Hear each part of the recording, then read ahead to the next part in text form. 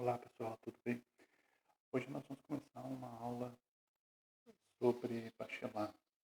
Então eu começo com uma. Estou usando outras ferramentas, estou tentando explorar outros campos do próprio caminho, mas acho interessante a gente trabalhar com essas outras ferramentas de maneira a cada vez mais apropriar esse conhecimento. Estou ainda aprendendo, então eu peço desculpa para vocês se tiver algum problema com relação ao áudio ou ao vídeo ou os próprios slides. Vamos, no percurso das aulas, a gente vai continuar melhorando aos pouquinhos. Então vamos lá, Bachelard, o epistemológico e imagético. Bachelard é importante na filosofia da epistemologia, na filosofia da ciência. Ele é francês e ele vai mostrar um novo campo, um novo fazer do conhecimento que é bem próprio dele e bem próprio de sua época, certo? Então ele nasce no ano de 1881, ele morre no ano de 1962. Ele viveu as duas grandes guerras e ele viu principalmente a evolução da ciência como um novo processo de produção de conhecimento. Antes disso, nós tínhamos a ciência se desenvolvendo a pequenos passos em, em, em oposto a uma religiosidade muito forte ainda. Então, a religiosidade e a ciência, eles estavam brigando por territórios entre 1600 e 1800, e Bachelard entra no campo onde a ciência passa a ser dominante. Então, a filosofia científica deve ser essencialmente uma pedagogia científica. Essa frase dele retrata um pouco uma importância, opa, tá meio difícil de, uma importância não de como a ciência se evolui ou produz conhecimento, mas como a ciência se mostra para o mundo, como a ciência vai produzir saber para as pessoas. Essa tese é a base do pensamento desse filósofo que surpreende pelos diferentes campos do conhecimento a qual se aprofundou. Esse filósofo do não, isso é muito importante, então quando a gente diz filósofo do não, a gente está falando de Bachelard. Ele propunha uma ruptura com um certo continuismo da ciência, um progresso do saber, pois para ele o novo se mostra como um corte epistemológico. Eu vou dar um exemplo daqui a pouquinho, vocês vão conseguir entender mais facilmente. Uma ruptura do velho para o surgimento do novo. A verdade é filha da discussão e não da simpatia. Essa frase eu coloco como a frase mais importante dele. Por quê? Porque ele não via com bons olhos pessoas que tomavam como uma verdade eterna e imutável aquilo que os outros falavam. Não, ele vai tomar como verdade apenas aquilo que pode ser discutido, apenas aquilo que pode ser dialogado entre seus pares. Esse francês tem uma profunda ligação com a crítica, principalmente de um certo cartesianismo científico, mas também com seus contemporâneos Bergson, Sartre e até Freud. Para vocês entenderem, eu vou dar um exemplo aqui bem banal, bem simples. Vamos imaginar que nós temos uma montanha. Então, eu peguei uma imagem de uma montanha e nessa montanha, então, nós temos que atravessar ela. Vamos imaginar que nós estamos aqui, certo? Estamos aqui. Eu posso fazer algumas observações e a partir dessas observações deduzir uma possibilidade. Então, eu posso deduzir um caminho contornando a montanha para chegar do outro lado, porque eu quero chegar aqui. Eu posso ir pelo outro caminho para chegar do outro lado da montanha. Eu posso traçar um caminho por entre a montanha, tendo pelo lado, pelos percursos menos íngremes. Eu posso criar túneis e assim por diante. Quando eu faço isso, eu estou agindo de maneira progressiva. O que significa? Quando eu vejo algum problema, eu vou buscar uma solução. Só que essa solução, muitas vezes, ela é uma pequena escada, um pequeno degrau que vai aumentando na sua complexidade. Então, eu posso visualizar outras possibilidades, mas essas outras possibilidades é apenas um continuismo científico. O que seria essa ruptura? A ruptura para Bachelard seria os momentos em que a ciência não está mais explicando de maneira, não posso dizer simplória, mas progressiva. A ciência ela começa a divagar, a sonhar, a abrir novas possibilidades. Então, quando eu vejo para o céu, vou dar um exemplo aqui, eu posso imaginar um avião para, em vez de contornar a montanha, eu vou voar por cima da montanha. Então, essa nova possibilidade que o Leonardo da Vinci ele tinha como inventar um helicóptero, inventar um avião, isso não é uma continuidade científica. Para Bachelard, ele coloca isso como sendo um exemplo, não ele, esse é um exemplo próprio meu, mas esse é um exemplo de como a gente deve usar a imaginação para fazer esse corte epistemológico da ciência. A ciência passa agora a ser um conhecimento que ela aumenta a sua possibilidade infinitamente.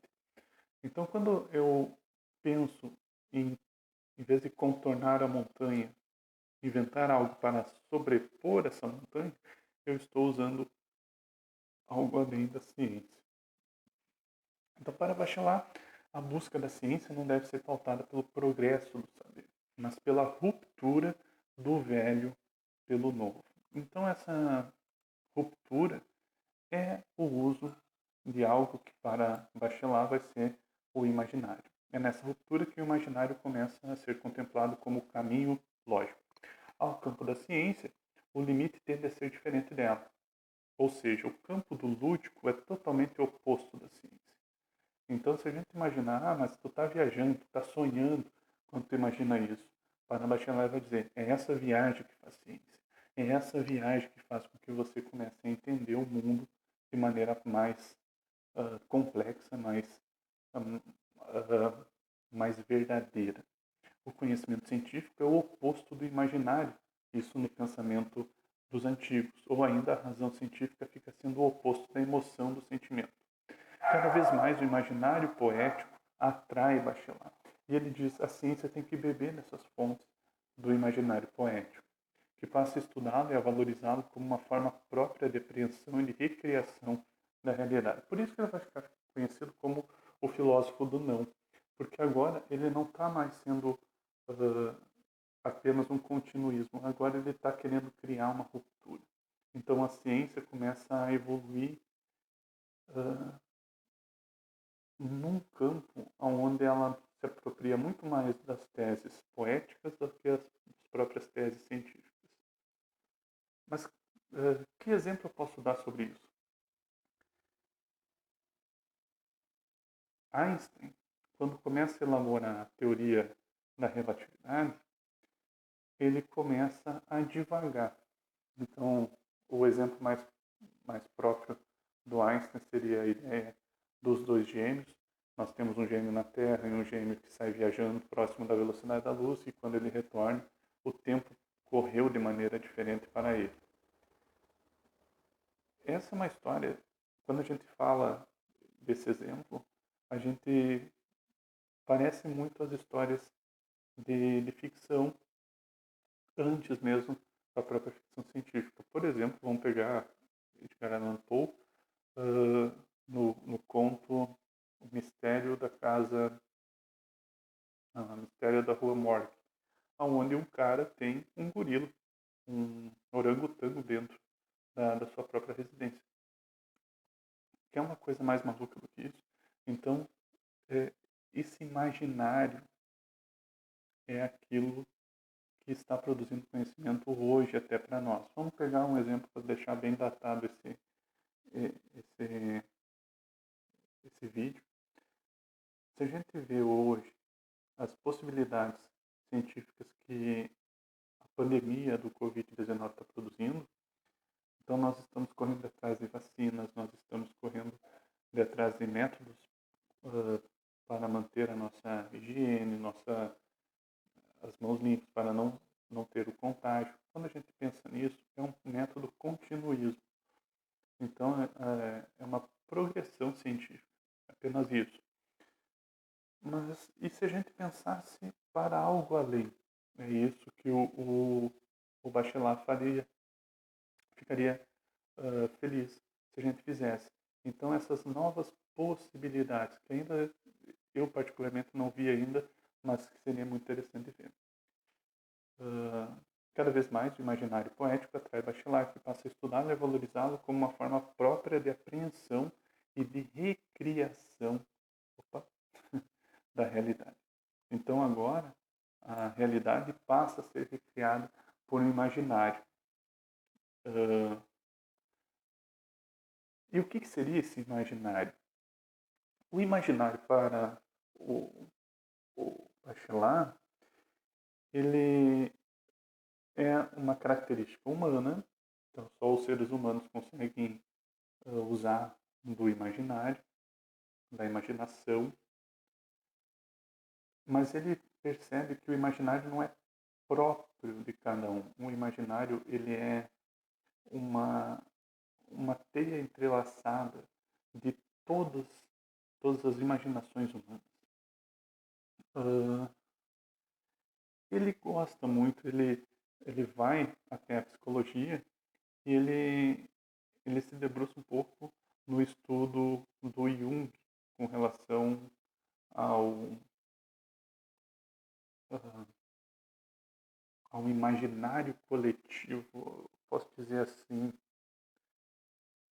mas ele se debruça com essas ideias de Jung, dizendo que nós temos uma psicologia que meio que também está presente dentro de um campo complexo social, algo muito próximo disso.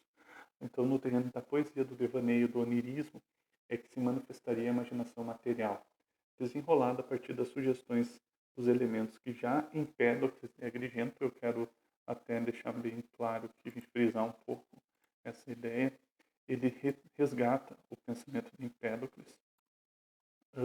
E o que era o pensamento de Empédocles era os quatro elementos formariam todas as coisas, que considerava as raízes da realidade como sendo água, ar, terra e fogo, e desses quatro elementos, alimentando o imaginário poético, permitiam classificá-lo em quatro tipos fundamentais, decorrentes de temperamentos artísticos: aquático, aéreo, terrestre e ígneo. Ele escreve depois alguns livros focando em cada um deles, mas a gente pode fazer um resumo muito breve, muito superficial, nesse pensamento, usando um pouco da tese do Avatar, por que não? Do desenho do Avatar. O Avatar, então, ele seria uma mistura ele pode controlar, dobrar os quatro elementos. Mas vamos imaginar que nós temos uma pessoa que começa a entrar em contato consigo mesmo. A partir desse momento que ele entra em contato consigo mesmo, ele começa a pensar coisas diferentes. Então vamos ver, vamos lá para o exemplo da montanha novamente. Uma pessoa quer ultrapassar a montanha. Se ele imagina um túnel, ele está imaginando algo mais próprio de pessoas terrestres, ou uma imaginação terrestre. Se ele imagina algo como voar, ele está imaginando algo mais aéreo. Então, Bachelard ele vai dizer que nossa imaginação ela se articula de maneira muito própria aos elementos da qual nós temos contato. Então, tem pessoas que contornam certos problemas, assim como a água. Tem pessoas que